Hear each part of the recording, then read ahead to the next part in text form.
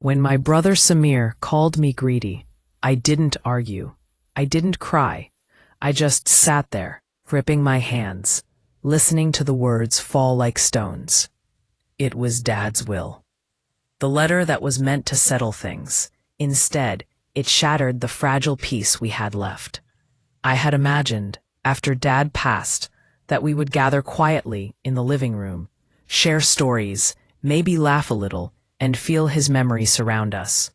But that afternoon, when the lawyer read the words, the house felt heavier than grief alone.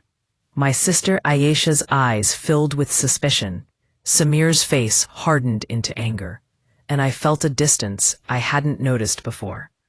It's strange how quickly things can change. One day, we are children hiding in the backyard, laughing over secrets. The next, adults divided by money, pride, and choices that have nothing to do with love. I remember sitting on the edge of the sofa, thinking, this can't be real. This isn't who we are. But it was real, and deep down, I already felt the first cracks of a broken family. Before I dive into that day, I need you to understand what my family was like before any of this happened. Dad was a quiet man, never loud, but his presence filled every corner of our home with calm and warmth. Mom passed when we were young, so Dad became both mother and father. He did his best, and we knew it. I have an older brother, Samir. Responsible, serious, someone Dad relied on for practical matters. Aisha, my sister, was the free spirit, the one who could make anyone laugh, even on the darkest days. And me? I was the middle child, always trying to keep peace, to make sure no one felt left out or unheard. Our home was small, but full of life. Mornings smelled of tea and fresh bread. Dad's slippers lined up by the door, the creak of stairs like a soft song. We were ordinary, yet we felt rich in love. Arguments happened, yes, but they always ended in hugs, apologies, or quiet smiles. When Dad fell ill, everything changed. Samir grew stricter, handling finances and responsibilities with a sharp edge. Ayesha spent more time wandering, talking to Dad, sometimes crying, sometimes laughing alone. And me? I tried to hold it all together, cooking meals, tidying rooms, trying to maintain the peace Dad always embodied. Then came the day of the will. A rainy afternoon, the sky gray and heavy, mirroring my heart. The lawyer carried the envelopes into the living room. Samir's eyes were sharp, scanning every document. Ayesha fiddled with her scarf, humming softly. I felt my stomach tighten. When the will was read, I felt the words slice through me before I even understood them. Dad had left most of his belongings to Samir, some personal keepsakes to Ayesha, and to me, a letter. Just a letter. Nothing else. I smiled, trying to hide my hurt. It's fine, I whispered. I wanted nothing anyway. But Samir snapped. Nothing? That's ungrateful. Dad worked his whole life, and you act like this doesn't matter? Ayesha looked at me with pity and frustration. You've always been Dad's favorite. Maybe he knew who really needed him. I felt the walls of the room close in. Everything I believed about family and fairness crumbled. I wanted to shout, but I stayed silent. Somehow, I felt silence could carry more strength than words. In the days that followed, tensions simmered. Samir made offhand remarks about responsibility and entitlement. Ayesha began avoiding me, leaving rooms when I entered. I tried to talk, tried to explain I wasn't angry, that I only wanted to honor Dad. But every conversation turned into an argument. I don't understand why you don't fight for your share, Samir said one evening. I don't care about money, I replied softly. I care about Dad. That's all. He glared. Then why sit there, doing nothing, while we handle everything? It hurt more than I expected. Not his words, but the realization. The love we once shared was being replaced by suspicion and resentment. Even small moments became unbearable. Dinner became silent except for the clinking of plates. Rain tapping on the windows reminded me of Dad's absence. Then I discovered Aisha had taken some of Dad's personal letters, hiding them from me. It felt like Dad himself was slipping away from me. I wanted to scream, but I stayed quiet. I promised myself I would hold on to calm and kindness, even if it broke me. The tension escalated daily. Samir became more critical, watching every move I made. Aisha withdrew, her laughter replaced with cold glances. I tried to mediate, to ease the growing rift, but it seemed impossible. One morning, I found a small photograph of Dad in my room, moved to a drawer by Samir. He hadn't said a word. I understood then that even simple things could ignite conflict. Every small action, every word, could be interpreted as an attack, as greed. I began to feel invisible. No one asked how I felt. No one considered that I might be grieving in my own way.